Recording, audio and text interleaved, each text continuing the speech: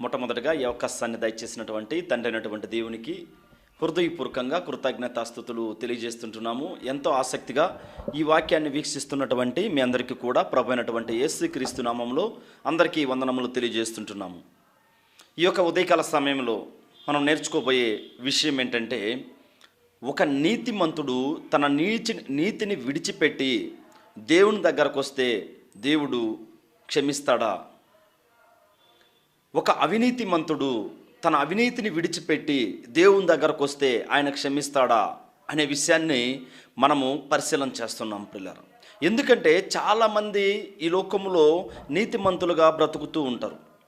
నీతిమంతులుగా బ్రతుకుతూ ఏం చేస్తుంటారంటే తన నీతిని విడిచిపెట్టి అవినీతికి వెళ్ళిపోతూ ఉంటారు. అవినీతికి వెళ్ళిపోయి ఏమనుకుంటారంటే, మేము నీతిగా బ్రతుకుతున్నాం, మేము నీతిలోనే ఉన్నామని భ్రమలో ఉండేవారు చాలామంది ఉన్నారు పిల్లలు. కానీ వాస్తవం ఏంటంటే, నువ్వు ఏదైతే అవినీతిని విడిచిపెట్టావో దాన్ని తిరగా దేవుని దగ్గరకు వచ్చిన తర్వాత దాన్ని తీసుకురాకూడదు. అదే చెప్తున్నాడు దేవుడు. నువ్వు విడిచిపెట్టి వచ్చినటువంటి దాన్ని తిరగ నా దగ్గరకు తీసుకురాకూడదు. ఎందుకు నా దగ్గరకు తీసుకురాకూడదంటే, దాన్ని నీవు దేశించి నా దగ్గరకు వచ్చావు, నన్ను ప్రేమించావు. అవును, నా దగ్గరకు వచ్చావు, నేను నిన్నేం చేశానంటే నేను నిన్ను ప్రేమించానని దేవుడు చెబుతూ ఉన్నాడు పిల్లల. ప్రారంభం నుంచి ఈ విధంగానే చెప్తున్నాడు ఆ మనుషుల పట్ల అంటే, ప్రారంభం నుంచి కూడా ఇదే విధంగా చెప్తూ ఉన్నాడు దేవుడు. అంటే ఒక అవినీతిమంతుడు అనగా దుష్టుడు, ఒక దుష్టుడు ఆ దుష్టత్వాన్ని వదిలిపెట్టి దేవుని దగ్గరకు వచ్చిన తర్వాత వాళ్ళ యొక్క జీవిత విధానం ఎలా ఉండాలంటే పరిపూర్ణమైనటువంటి జీవితంగా ఉండాలి. అంటే దేవునికి ఇష్టమా చెడిపోయేది? దేవునికి ఇష్టమా లోకంలో పడిపోయేది అంటే కాదు. అపవాది గర్జించు సింహం వలె ఎవరిని మింగుదునా అని అది ఎదురు చూస్తూ ఉంటుంది పిల్లలు. చాలామందిని కూడా మీరు గమనించి చూడండి, విశ్వాస జీవితంలో ఉన్నటువంటి వారిని అనగా నీతిమంతులుగా ఉన్నటువంటి వారిని అవినీతిలోకి తీసుకొచ్చేదానికి అపవాది ఎంతో ప్రయత్నం చేస్తుంది. అది ఇప్పటి నుంచా అంటే ఇప్పటి నుంచి కాదు, ప్రారంభం నుంచి కూడా. ఒక నీతిమంతునికి వచ్చేది ఏంటంటే మొట్టమొదటిగా శోధనలు పిల్లలు. శోధనలు వచ్చి ఎక్కడ అవినీతిలో పడిపోతారో వీళ్ళు పడేయాలని చెప్పేసి అపవాది ఎదురెదురు చూస్తూ ఉంటుంది. అంటే దేవునికి ఇష్టమైనటువంటి కార్యము ఏంటి అంటే, ఒక అవినీతిమంతుడు నీతిగా మారడం అనేది దేవునికి ఇష్టం. ఒక దుష్టుడు ఆ దుష్టత్వాన్ని వదిలిపెట్టి దేవుని దగ్గరకు రావడం అనేది దేవునికి ప్రారంభం నుంచి కూడా ఆయనకి ఇష్టమైనటువంటి కార్యం.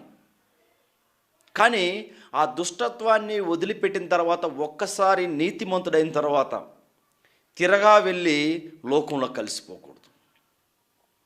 ఏంటి? తిరగా వెళ్ళి లోకంలో కలిసిపోకూడదు. లోకంతో పాటు తిరగ స్నేహాన్ని పెట్టుకోకూడదు. మరి మన స్నేహం అంతా ఎవరితో ఉండాలంటే నీతిమంతులతో ఉండాలి. ఎవరైతే నీతిగా ఈ భూమి మీద జీవిస్తూ వాళ్ళ యొక్క ఆత్మీయ జీవితాన్ని కొనసాగిస్తుంటారో వారితో మనం ఏం చేయాలంటే మన ఆత్మీయ జీవితాన్ని ముందుకు తీసుకెళ్ళాలి అని దేవుడు ప్రారంభం నుంచి మనల్ని ఏర్పరచుకున్నట్టుగా మనం చూస్తున్నాం పిల్లలు. ఎందుకంటే యేసుక్రీస్తు ప్రభువు వారు ఈ భూమి మీదకి వచ్చి దాటిపోయిన తర్వాత ఆయన చెప్పినటువంటి మాటలు ఏంటంటే, ఆయన ఉన్నటువంటి దినాలలో కూడా చెప్పినటువంటి మాటలు ఏంటంటే, ఇదిగో పిలువబడినటువంటి వారు. ఎక్కడి నుంచి పిలువబడ్డారయ్యా వీళ్ళు? లోకంలో నుంచి, అపవాది బానిసత్వం నుంచి దేవుని దగ్గరకు పిలువబడ్డారు. మరి పిలువబడిన తర్వాత తిరగ లోకంలో పడిపోతే, ఒక్కసారి నువ్వు రక్షింపబడిన తర్వాత నీవు తిరగా వచ్చినటువంటి పాత స్థితికి వెళ్ళిపోతే దేవుడు ఒప్పుకుంటాడా? ఖచ్చితంగా ఒప్పుకోడు పిల్లరా. దేవుడు ఒప్పుకోడు. ఒకసారి మనం చూడగలిగితే యేస్కేలు గ్రంథం 18వ అధ్యాయం 26వ వచనం నుంచి మనం చూద్దాం పిల్లరా. నీతిపరుడు తన నీతిని విడిచి పాపము చేసిన ఎడల అతడు దానిని బట్టి మరణమునందును. ఒక నీతిపరుడు ఆ నీతిని విడిచిపెట్టి తిరగా కానీ పాపము చేస్తే ఆ నీతిపరుడును కూడా ఏమవుతుందని చెప్తున్నాడు దేవుడు? పాపము కలుగును. ఆ పాపము ద్వారాగా వచ్చే జీతం ఏంటంటే మరణము పిల్లర. ఒక నీతిమంతుడు తన పాపాన్ని విడిచిపెట్టి తిరగ దేవుని దగ్గరకు వచ్చిన తర్వాత తిరగాగానే పాపం చేస్తే ఏమంటున్నాడు ఆయన? తిరగగానే పాపము చేస్తే అతడు మరణము నొందును అంటున్నాడు పిల్లలు. మరణం నుంచి తప్పించుకొని జీవంలోకి వచ్చాడు. మరణాన్ని దాటుకుని జీవంలోకి వచ్చిన తర్వాత తిరగా మరణములో మనం ఏ అయితే వదిలేసి వచ్చామో అయ్యే క్రియలు చేస్తే మరి దేవుడు వదిలేస్తాడా? ఖచ్చితంగా వదలడు. 27వ వచనం ఏం చెప్తున్నాడంటే, మరియు దుష్టుడు తాను చేయిచూ వచ్చిన దుష్టత్వం నుండి మరలి నీతి న్యాయములను జరిగించిన ఎడల తన ప్రాణము రక్షించుకొనును. ఒక దుష్టుడు తన దుష్టత్వాన్ని విడిచిపెట్టి నీతి న్యాయములు జరిగించిన ఎడల ఏం చెప్తున్నాడు? తన ప్రాణమును రక్షించుకొనును. తన ప్రాణమును ఏం చేసినట్టు? తనే రక్షించుకున్నట్టు. అంటే ఒక దుష్టుడు దుష్టత్వంలో నుంచి విడిచిపెట్టబడి దేవుని దగ్గరకు వచ్చిన తర్వాత తన ప్రాణమును కాపాడుకును. ఏ విధంగా తన ప్రాణాన్ని కాపాడుకున్నాడు పిల్లరా?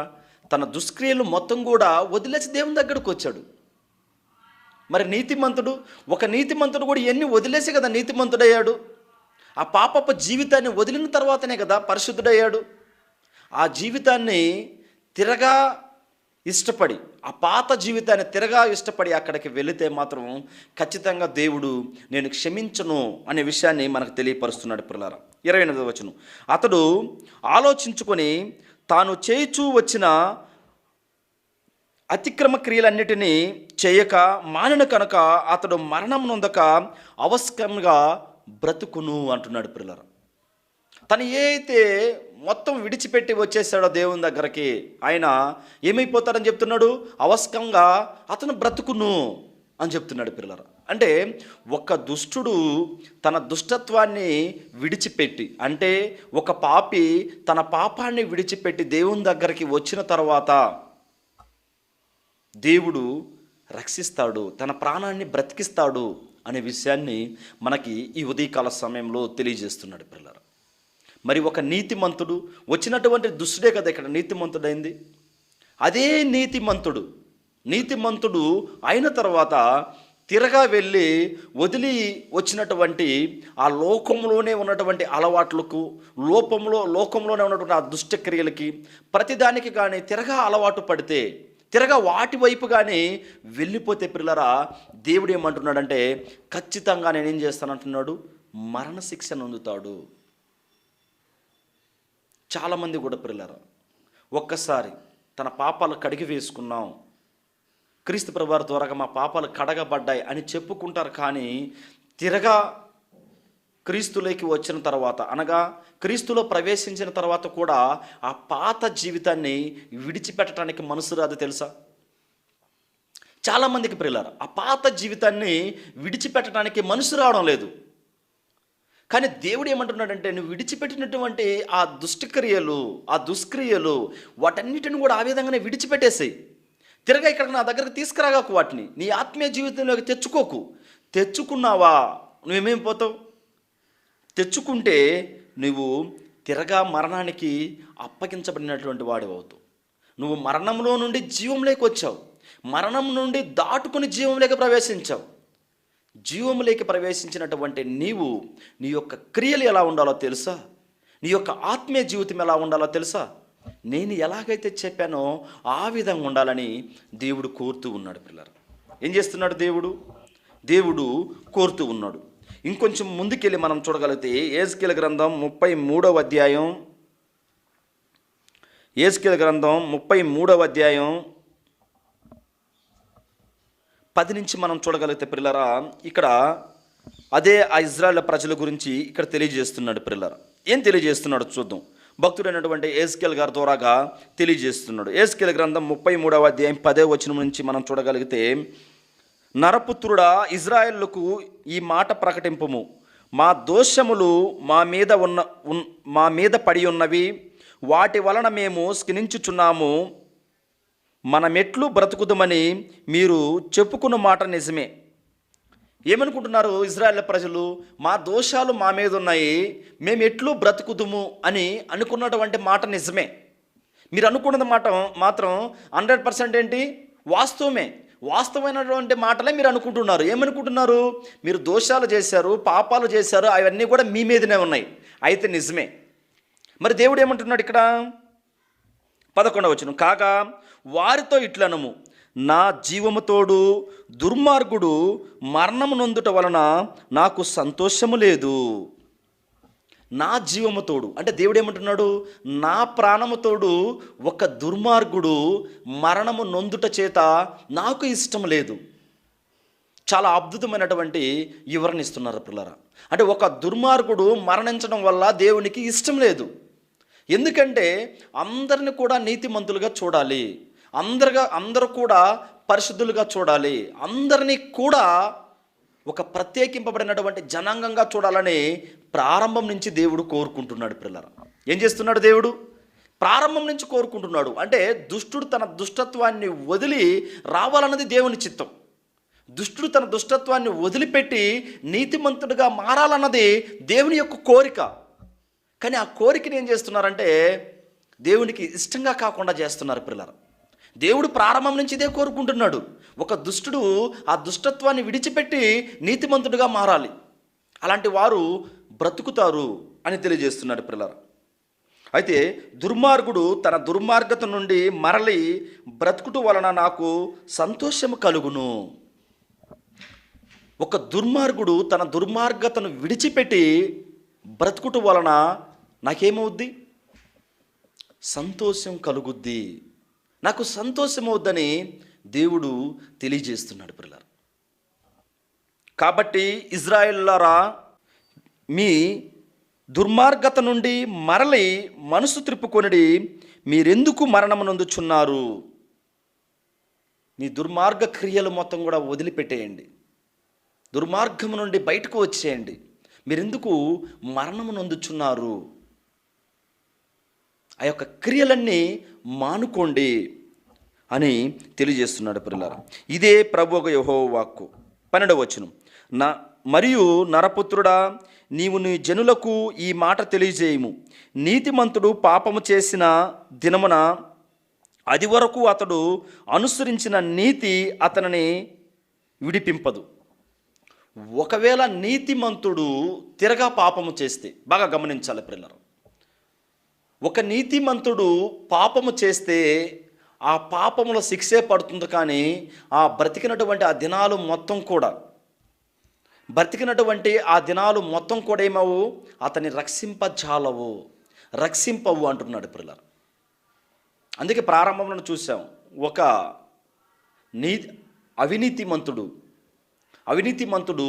అవినీతిని విడిచిపెట్టి దేవుని దగ్గరికి వచ్చిన తర్వాత ఏమవుతుందంటే తిరగా నీతిమంతుడిగా మారాలి. నీతిమంతుడు అయిన తర్వాత తిరగా అవినీతి క్రియలు చేస్తే మరణము నొందుతాడని చెప్తున్నాడు. సరే, ఒక నీతిమంతుడు నీతిగా బ్రతికిన తర్వాత, నీతిగా జీవించిన తర్వాత వారు తిరగా పాపము చేసిన ఎడల ఆ యొక్క నీతిని అతన్ని రక్షింపగలుగుతుందా అంటే ఖచ్చితంగా రక్షింపదు పిల్లలు. ఏం చేయదు? ఆ నీతి అతను రక్షింపదు. ఎందుకు? వదిలిపెట్టినటువంటి ఆ పాపపు క్రియలు, పాపపు లోకాన్ని విడిచిపెట్టావు, దేవుని దగ్గరకు వచ్చావు. దేవుని దగ్గరకు వచ్చిన తర్వాత నువ్వేం చేసావు? మరలా తిరగా అదే ఇష్టపడ్డావు.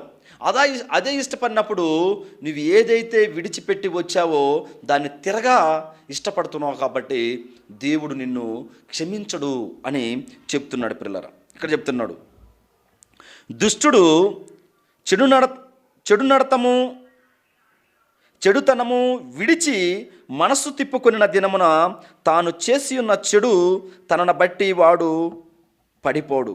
అలాగనే నీతిమంతుడు పాపము చేసిన దినమున తన నీతిని బట్టి అతడు బ్రతకజాలడు. ఒకవేళ నీతిమంతుడు నీతిగా జీవిస్తూ ఆయన ఆత్మీయ జీవితాన్ని ముందుకు తీసుకెళ్తూ ఉన్నప్పుడు ఒకవేళ కానీ పాపములో పడిపోతే ఒకవేళ పాపములో పడిపోతే ఆ నీతిమంతుడు ఆ నీతిగా బ్రతికినటువంటి ఆ దినాలన్నీ కానివ్వండి, ఆ నీతిగా బ్రతికినటువంటి ఆ క్షణాలన్నీ కానివ్వండి, ఈ మనిషిని రక్షించలేవు పిల్లలు. ఈ మనిషిని ఏం చేయలేవు? ఖచ్చితంగా రక్షించలేవు అని తెలియజేస్తున్నాడు పిల్లలు. 13వ వచనం, నీతిమంతుడు నిజముగా బ్రతుకునని నేను చెప్పినందున అతడు తన నీతిని ఆధారము చేసుకొని పాపము చేసిన ఎడల అతని నీతి క్రియలన్నిటిలో ఏదియూ జ్ఞాపకముకు తేబడదు. ఏం చెప్తున్నాడు? నీతిమంతుడు నిజముగా బ్రతుకునని నేను చెప్పినందున అతడు తన నీతిని ఆధారము చేసుకొని బాగా గుర్తుపెట్టుకోవాలి పిల్లలు. ఏమంటున్నాడు? ఒక నీతిమంతుడు తన నీతిని ఆధారము చేసుకొని జీవించి నా తరువాత తిరగా పాపం చేస్తే ఏమంటున్నాడు? ఆ నీతిగా బ్రతికినటువంటి అవి మొత్తం కూడా ఏమైపోతాయి అంటున్నాడు? వ్యర్థమైపోతాయి. ఒక నీతిమంతుడు నీతిగా బ్రతికిన తర్వాత తిరగా పాపము చేస్తే ఆ పాపము చేసినటువంటి దానికే శిక్ష ఉంటుంది, కానీ ఇదిగో నీతిగా బ్రతికినటువంటి దానికి ఫలితం ఉండదు. మొత్తం కూడా ఏమవుతుంది? వ్యర్థమవుతుంది పిల్లలు. మొత్తం కూడా ఏమైపోతుంది? వ్యర్థమైపోతుంది అనే విషయాన్ని మనకు తెలియజేస్తున్నాం. తాను చేసిన పాపమును బట్టి అతడు మరణము నొందును. అంటే మొదటి బ్రతికినటువంటి ఆ జీవితం మొత్తం కూడా వ్యర్థమైపోతుంది. మంచిగా బ్రతికినటువంటి బ్రతుకంతా కూడా, నీతిగా బ్రతికినటువంటి ఆ బ్రతుకు మొత్తం కూడా ఏమైపోతుంది? వ్యర్థమైపోతుంది. అందుకే ఒక మనిషి బాప్టిస్మం పొందిన తర్వాత, క్రీస్తు ప్రభువారిలో ప్రవేశించిన తర్వాత తన యొక్క ఆత్మీయ జీవితం ఎలా ఉండాలంటే దినదినము క్రీస్తు స్వారూప్యంలోకి వెళ్ళాలి పిల్లలు. ఎందుకు క్రీస్తు స్వారూప్యంలోకి వెళ్ళాలంటే ప్రతిరోజు ప్రార్థన ఎందుకు కలిగి ఉండాలి. ప్రార్థన ప్రతిదినం ఉండాలి. దేవునితో అంటు కట్టబడి ఉండాలి. ప్రతిదినము వాక్యంతో ఉండాలి. ప్రతిదినము పాటలతో ఉండాలి పిల్లలు. ప్రతిదీ కూడా దేవునికి సంబంధమైనటువంటి క్రియలతో మనము అంటు కట్టబడి ఉన్నప్పుడు పాపం అనేది మన హృదయంలో చోటు ఉండదు. పాపానికి మనం చోటు ఇవ్వము. లేదు, ఒక్కసారి బాప్తిస్మం పొందిన తర్వాత క్రీస్తులో ప్రవేశించిన తర్వాత తిరగా లోకస్తులతో, లోకంలో ఉన్న వారితో కానీ సావాసం చేసి వాళ్ళతో మనం వెళ్ళిపోయామనుకో, ఈ యొక్క మంచిగా బ్రతికినటువంటి ఆ దినాలు మొత్తం కూడా ఏమైపోతాయి? చెడు దినాలుగా మారిపోతాయి పిల్లలు. ఏముంటుంది? చెడు దినాలుగా మారిపోతూ ఉంటుంది. ఒక ఉదాహరణకి 10 మంది తప్పు చేశారనుకోండి, పట్టబడ్డారు. 10 మంది తప్పు చేసి ఏదో చేయరన్నటువంటి తప్పు చేశారు, అధికారులకి పట్టబడ్డారు. పట్టబడిన తర్వాత అందులో 11వ వాడిగా నువ్వు వాళ్ళతో ఉంటే, నీ యొక్క స్నేహం ఆ 11వ వారిగా నీ యొక్క స్నేహం ఆ 10 మందితో కలిపి ఉంటే, ఆ 10 మందితో కలిపి ఉంటే నిన్ను నీతిమంతుడని పిలుస్తారా వాళ్ళు? రా నీతిమంతుడు నువ్వు, నీకు శిక్ష ఏయమంటారా? కానీ నువ్వు ఆ 10 మంది అవినీతిమంతులు అంటే చేయరానటువంటి పాపం చేసినటువంటి వారితో నువ్వు కలిసి ఉన్నావు కాబట్టి నీకు కూడా ఎలాంటి శిక్ష పడుతుంది? అదుగు ఆ 10 మందికి పడింది, అలాంటి శిక్ష నీకు పడుతుంది అన్నమాట. ఎందుకు? నువ్వు చేసినటువంటి సావాసము అవినీతిమంతులతో చేశావు కాబట్టి. మరి నేను బ్రతికాను కదా నీతిగా, నేను నీతిగానే జీవించాను కదా ఇన్ని దినాలంటే, ఇన్ని దినాలు నీతిగా బ్రతికావు. ఇన్ని దినాలు నీతిగా బ్రతికినా కూడా ఆ నీతి అక్కడ పని చేయదు పిల్లలు. ఎందుకు ఆ నీతి అక్కడ పని చేయదంటే, ఇదిగో 10 మంది అవినీతి మందులతో మంచి నీతిమంతుడిగా ఉన్నట్టు నువ్వు సావాసం చేసావు. ఆ అలవాట్లకు నువ్వు పాల్పడ్డావు, వాళ్ళతో సాంగత్యం పెట్టుకున్నావు. వాళ్ళతో పెట్టుకున్న తర్వాత వాళ్ళకి ఏ గుణాలు అయితే ఉన్నాయో అవి మొత్తం కూడా ఏమైపోతాయి?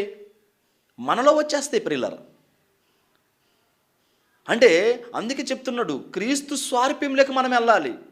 అపోస్తలుడైన పౌలు గారు చెప్తూ ఉంటాడు, నేను దినదినము నలగొట్టుకుంటున్నాను. ఎందుకు క్రీస్తు స్వారూప్యంలోకి వెళ్దాం మనము?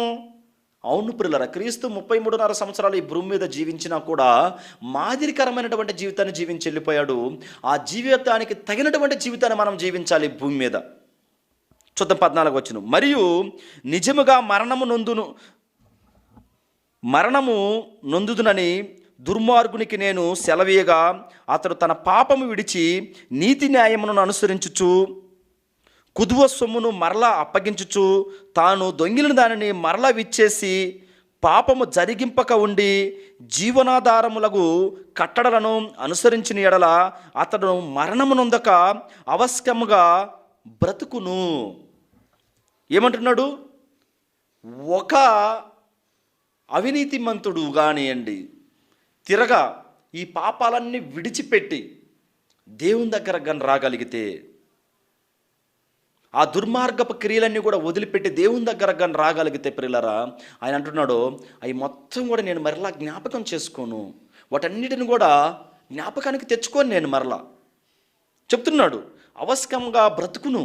నువ్వు బ్రతకతో తిరగా. ఎందుకు?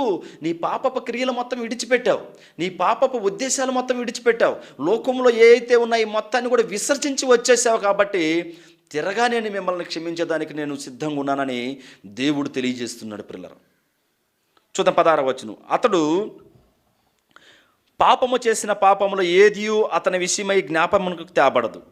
ఏదైతే పాపము చేశాడో మరలా తిరగ నీతిమంతుడిగా మార్చబడిన తర్వాత ఏది కూడా నేను జ్ఞాపకం చేసుకుని అంటున్నాడు దేవుడు.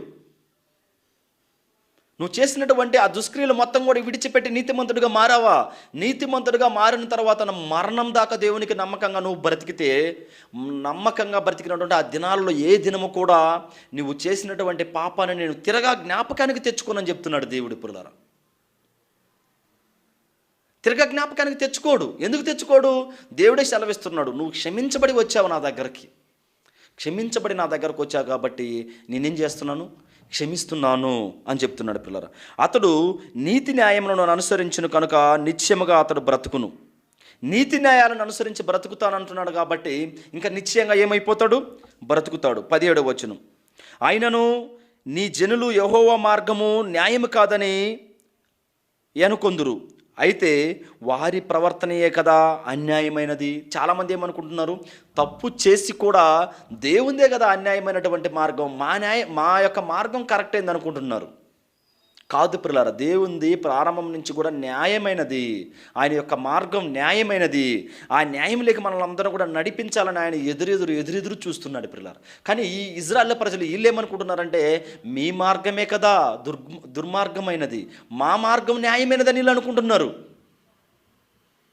అయితే 18వ వచనం. నీతిమంతుడు తన నీతిని విడిచి పాపము చేసిన ఎడల ఆ పాపమును బట్టి అతడు మరణమునందును. ఒక్కసారి నీతిమంతుడిగా నువ్వు తీర్చబడిన తర్వాత, ఒక్కసారిగా నీతిమంతుడిగా నువ్వు దేవుని దగ్గరకు వచ్చిన తర్వాత తిరగా ఆ నీతిని విడిచిపెట్టి లోకంలో అపవాది దగ్గరకు నువ్వు వెళ్ళిపోతే ఆ అవినీతిని బట్టి నువ్వేమైపోతావు? మరణము నొందుతావు అంటుంటారు పిల్లలు. అంటే ఒక్కసారి నీతిమంతుడిగా తీర్చబడిన తర్వాత, మన పాపాలు కడగబడిన తర్వాత తిరగా ఆ పాపపు జీవితాన్ని మన హృదయంలోకి మనం తెచ్చుకోకూడదు. మరలా మనం ఆ పాపపు జీవితాన్ని మనము ఆశ్రయించకూడదు. వాటన్నిటిని కూడా దూరంగా ఉండాలి పిల్లరా. అందుకే చెప్తుంటాడు, దుష్ట సాంగత్యము మంచి నడవడికిని చెరుపును. అవును పిల్లరా, దుష్టులతో ఎప్పుడైతే మనం సాంగత్యం చేస్తూ ఉంటామో మంచి నడవడికి కూడా ఏమైపోతూ ఉంటుంది? చెడిపోతూ ఉంటుంది పిల్లలు. అందుకే చెప్తున్నాడు 19వ వచనం. యేసుకేలు గ్రంథం 33వ అధ్యాయం 19వ వచనం. మరియు దుర్మార్గుడు తన దుర్మార్గతను విడిచి నీతి న్యాయములను అనుసరించిన ఎడల వాటిని బట్టి అతడు బ్రతుకును. ఒకవేళ దుర్మార్గుడు తన దుర్మార్గతను విడిచిపెట్టి తిరగా దేవుని దగ్గరకు వస్తే ఆయన ఏమంటున్నాడు? బ్రతుకును, తిరగా బ్రతుకుతాడని చెప్తూ 20వ వచనం. యెహోవా మార్గము న్యాయము కాదని మీరు అనుకునుచున్నారే, ఇజ్రాయేలులారా, మీలో ఎవరి ప్రవర్తన బట్టి వానికి శిక్ష విధించును. చివరిలో చెప్తున్నాడు పిల్లరా. ఏమని చెప్తున్నాడు చివరగా? యెహోవా మార్గము న్యాయము కానదని మీరు చెప్పుకునుచున్నారే ఇజ్రాయేలులారా, అయితే మీరు పాపము చేయుచున్నారా? పాపము చేయవారుగానే శిక్షిస్తాను నేను. మీరు నీతిగా బ్రతుకుతున్నారా? నీతిగా బ్రతికే వారి మాదిరిగానే నీతికి తగినటువంటి శిక్ష ఫలితం అనేది ఉంటుంది. అంటే దేవుడు ప్రారంభం నుంచి ఒక మనిషిని కోరుకునే విధం ఏంటంటే నీతిగా బ్రతకాలని కోరుకుంటున్నాడు పిల్లలు. ఒకవేళ అన్యాయంగా బ్రతికితే, ఒకవేళ అన్యాయంగా బ్రతికితే అన్యాయముకు తగినటువంటి శిక్షను నువ్వు పొందుకుంటావు. ఒకవేళ నీతిగా బ్రతికావా, నీతికి తగినటువంటి ఫలాలు నువ్వు పొందుకుంటావని ఈ ఇజ్రాయెల్ ప్రజలకి తెలియజేస్తూ ఉన్నాడు పిల్లలు. తెలియజేస్తూ యేసుక్రీస్తు ప్రభువారి మాటల్లో మనం చూడగలిగితే ఇక్కడ చెప్తున్నాడు, మత్తయి సువార్త 13వ అధ్యాయం 47వ వచనం. పరలోక రాజ్యము సముద్రంలో వేయబడి నానా విధములైన చేపలను పట్టిన వలను పోలి ఉన్నది. ఇక్కడ ఒక ఉపమానం చెప్తున్నాడు పిల్లరా. ఏం చెప్తున్నాడు? సముద్రంలో వేయబడినటువంటి చేపలను బట్టి ఒక వలను పోలి ఉన్నది పరలోక రాజ్యము అని చెప్తున్నాడు పిల్లరా. చెప్తూ అది నిండినప్పుడు దానిని దరికి లాగి కూర్చుండి మంచి వాటిని గంపలో చేర్చి చెడ్డ వాటిని బయట పారవేయుదురు. ఎలా ఉంటుంది? వలలో నుంచి చేపలు పడుతూ ఉంటాయి. వలలో నుంచి చేపలు పడినప్పుడు అన్ని చేపలు తీసుకొని అందులో వేయరు. మరేం చేస్తారు? ఏ అయితే చెడ్డ ఉన్నాయో వాటిని ఎక్కడ వేస్తుంటారు? పక్కన పెట్టేస్తుంటారు ప్రియులారా.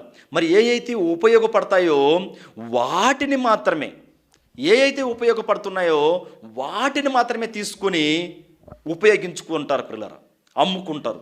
లేకుంటే ఆహార ఆహార భోజన పదార్థాలకి వాటిని పెట్టుకుంటారు ప్రియులారా. 49 అలాగే యుగ సమాప్తి యందు జరుగును, దేవదూతలు వచ్చి నీతిమంతుల నుండి దుష్టులను వేరుపరిచి, బాగా గుర్తుపెట్టుకోవాలి ప్రియులారా, చేపలని వలని ఇలా కాదు. మరి ఎవరి గురించి చెప్తున్నాడు? ఇదిగో సజీవులుగా బ్రతికున్నటువంటి మన గురించే చెప్తున్నాడు దేవుడి మాటలు. మరి ఏం చెప్తున్నాడు ఇక్కడ? అలాగే యుగ సమాప్తి యందు జరుగును, దేవదూతలు వచ్చి నీతిమంతుల నుండి దుష్టులను వేరుపరిచి. దేవదూతలు వచ్చి నీతిమంతుల్లో నుండి దుష్టిని వేరుపరిచి. అప్పుడే చెప్పాను, 10 మందిలో ఒకవేళ నువ్వు ఉంటే, ఆ 10 మందికి తగినటువంటి జీవితాన్ని కానీ నువ్వు జీవించుంటే శిక్షకు అర్హుడైపోతావు. ఒకవేళ ఆ 10 మందికి తగినటువంటి జీవితాన్ని కానీ నువ్వు జీవించలేదా, అందులో నుంచి వేరుపరచబడతావు. ఇక్కడ కూడా చెప్తున్నాడు, దుష్టులతో కూడా నీతిమంతులు, నీతిమంతులతో దుష్టులు కలిసి ఉన్నప్పుడు ఏం చేస్తున్నాడు? దేవదూతలు వచ్చి ఏం చెప్తున్నాడు? దేవదూతలు వచ్చి నీతిమంతుల్లో నుండి దుష్టులను వేరుపరిచి వీరిని అగ్నిగుండములో పడవేయుదురు, అక్కడ ఏడ్పును పండ్లు కొరుకుటయు ఉండును. ఏముంటాయని చెప్తున్నాడు పిల్లరా? దేవుని కోసం బ్రతికే వాళ్ళని పరలోక రాజ్యానికి తీసుకెళ్తారు. దీని అర్థము, ఎవరైతే దేవుని కోసం నీతిమంతులుగా జీవించలేదో, ఆ దుష్టత్వంలో ఇంకా మునిగిపోయి ఆ దుష్టత్వంలోనే ఉంటారో, వారందరిని కూడా ఎక్కడ తీసుకెళ్తారు? నిత్యము కాలే ఆ నిత్యాగ్ని గండానికి తీసుకెళ్తారని చెప్తున్నారు పిల్లలు. అక్కడ ఏర్పును పండ్లు కొరుకుటవి ఉంటాయని చెప్తారు. చాలామంది అంటుంటారు ఈ నిత్యాగ్నినే లేదంటుంటారు చాలామంది క్రైస్తవంలోనే. అవును ప్రియులారా, మరి ఏడుపు పండ్లు కొరికేది ఎక్కడుంటాయి ప్రియులారా? ఒకేసారి మరణం అయిపోతే ఇంకెందుకు ఏడుపు పళ్ళు కొరుకుటయ్యి అవన్నీ ఎందుకు? లేదు, ఒక మనిషి నిత్యము కాలే నిత్యాగ్నిలో ఉండబోతున్నాడు. ఎప్పుడు? దేవునికి ఇష్టానుసారమైనటువంటి జీవితాన్ని జీవించినప్పుడు. దేవునికి ఇష్టానుసారమైనటువంటి జీవితాన్ని ఎప్పుడైతే మనిషి భూమి మీద కొనసాగిస్తాడో, ఇదిగో ఆ చేపల్లో కదా వలలాగినట్టు మంచివన్నీ ఏరుకొని చెడ్డవి పడేయండి అన్నట్టుగా. నీతిమంతులందరినీ తండ్రి రాజ్యంలో చేర్చండి, దుష్టులందరినీ నరకానికి పంపించండి, నిత్యము ఉండి ఆ నరకములో పడేయండి అని తెలియజేస్తున్నారు పిల్లలు. అలాగా ఒక్కసారి మనము హెబ్రీ పత్రికలో గమనించగలిగితే ఈ యొక్క విషయాన్ని అద్భుతంగా హెబ్రీ గ్రంథకర్త మనకు తెలియపరుస్తున్నాడు పిల్లరా. హెబ్రీ పత్రిక 6వ అధ్యాయం 4వ వచనం నుంచి కానీ మనం చూడగలిగితే పిల్లరా, ఇక్కడ చెప్తున్నాడు, ఒకసారి వెలిగింపబడి పరలోక సంబంధమైన వరములను రుచి చూసి పరిశుద్ధాత్మలో పాలివారై దేవుని దివ్యవాక్యమును రాబో యుగ సంబంధమైన శక్తుల ప్రభావమును అనుభవించిన తరువాత తప్పిపోయిన వారు తమ విషయంలో దేవుని కుమారుణ్ణి మరలా సిలువ వేయచ్చు బాటముగా ఆయనను అవమానపరచుచున్నారు. కనుక మారు మనస్సు పొందినట్లు అట్టి వారిని మరలా నూతన పరచుట అసాధ్యము. దేవునికే అసాధ్యమైనటువంటి కార్యం ఉందని చెప్తున్నాడు ఇక్కడ. ఒక్కసారి వెలిగింపబడి పరలోక సంబంధమైనటువంటి వాటిని రుచి చూసి రాబోవు దివ్య సంబంధమైనటువంటి వాటన్నిటిని శక్తులను అనుభవించిన తర్వాత తిరగాగానే అవినీతిమంతుడిగా మారితే, తిరగాగానే లోకంలో పడిపోతే, తిరగాగానే నీ ఇష్టానుసారమైనటువంటి జీవితాన్ని నువ్వు కొనసాగించావా, చాలా ప్రమాదం ఎదుర్కోవాల్సి వస్తుంది. నువ్వు బ్రతికినటువంటి ఆ నీతి మొత్తం కూడా ఏమైపోతుంది? ఇక్కడ వ్యర్థమైపోతుందని ప్రారంభంలోనే చెప్పాడు. నువ్వు బ్రతికినటువంటి ఆ నీతి మొత్తం కూడా ఏమవుతుందంటే మొత్తము వ్యర్థమైపోతుంది పిల్లలు. ఎందుకు మొత్తం వ్యర్థమైపోతుంది? ఇదిగో నీతిగా బ్రతకతానని ఒకసారి వెలిగింపబడ్డావు, ఒకసారి బాప్టిసం తీసుకున్నావు, ఒకసారి క్రీస్తు ప్రభువారిలో చేరావు. చేరిన తర్వాత నీ యొక్క ఆత్మీయ స్థితి ఎలా ఉందంటే ఇదిగో తిరగా లోకంలో పడిపోయావు. తిరగా లోకంలో పడిపోయి లోకస్తులతో పాటే పాలిభాగస్తులు అయిపోయావు. అందుకే దేవుడు చెప్తున్నాడు, ఒక్కసారి వెలిగింపబడి అంటే ఏంటి?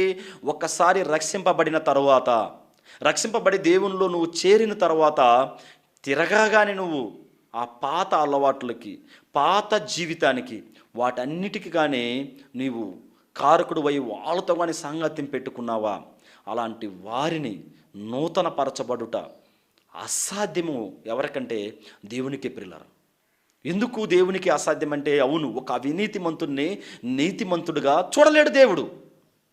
ఒక దుష్టుణ్ణి నీతిమంతుడిగా దేవుడు చూడలేడు. దుష్టత్వం ఆయన దగ్గర లేదు, చోటు లేదు.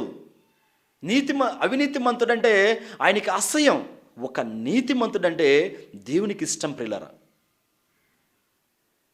ప్రారంభం నుంచి కూడా దేవుడు అదే కోరుకుంటున్నాడు. ఒకసారి వెలిగింపబడిన తర్వాత పరలోక సంబంధమైనటువంటి అవన్నీ కూడా నువ్వు రుచి చూచిన తర్వాత తిరగానే నువ్వు లోకంలో కలిసిపోయావా? తిరగా నువ్వు లోకస్తులతో సాంగత్యం పెట్టుకున్నావా? నిన్ను తిరగా నూతన పరచుట దేవునికి కూడా అసాధ్యము. ఎందుకు తెలుసా? నిన్ను ఒకసారి కడిగి పరిశుద్ధపరచుకున్నాడు. అపరాధముల చేతను, ఎఫెసీ పత్రిక 2వ అధ్యాయం 1-2 వచనాల్లో చెప్తూ ఉంటాడు పిల్లలు. అపరాధముల చేతను, పాపము చేతను మీరు సచ్చిన వారైండగా ఆయన మిమ్మల్ని క్రీస్తుతో కూడా బ్రతికించను. ఆ బ్రతికించబడినటువంటి ఆ సమూహాన్ని చెప్పింది సంఘము. ఆ బ్రతికించబడిన వారిని దేవుడు నీతిమంతులు, దేవుని కుమారులు, దేవుని బిడ్డలు, నా సొత్తైనటువంటి ప్రజలు, రాజులైనటువంటి యాజక సమూహం, పరిశుద్ధమైనటువంటి జనాంగం, పరిశుద్ధమైనటువంటి సొత్తు, పరిశుద్ధమైన ప్రజలు, వీరే నా బిడ్డలు, వీరే రేపు పరలోక రాజ్యాన్ని స్వతంత్రించుకుంటారని దేవుడు సెలవిచ్చింది పిల్లలు. అయితే ఈ ఉదయకాలంలో ఒకసారి మనము నూతన పరచబడి మనం దేవునిలోకి వచ్చిన తర్వాత మన ఆత్మీయ స్థితిని దేవుని కోసం ఉన్నతంగా తీసుకెళ్ళాలి పిల్లలు. ఒకవేళ మనము ఇంకా మారు మనసు పొందకుండా పరచబడలేదా, అయితే ఈ వాక్యంతో ఆయన, ఈ మాటలు విన్న తర్వాత ఆయన ఒక్కసారి పరిశుద్ధపరచబడి ఆయన రక్తంలో కడగబడి ఆయన పిలిచిన విధంగా ఆయన దగ్గరకు వచ్చి నీతిమంతుడిగా పేరు తెచ్చుకొని ఆ నీతిమంతుని ద్వారాగా మనము ఆ పరిశుద్ధమైనటువంటి ఆ జీవితం, పరలోకం ఉండే ఆ లోకానికి మనం అందరం కూడా చేరుకోవాలని మిమ్మల్ని అందరిని కూడా హెచ్చరిస్తూ నన్ను హెచ్చరించుకుంటున్నాను. ఇంత ఓపికగా అయినటువంటి మీ అందరికి కూడా ప్రభువైనటువంటి యేసు క్రీస్తు నామములో వందనాలు తెలియజేసుకుంటూ నా మాటలు ముగిస్తున్నాను. అందరికీ వందనములు.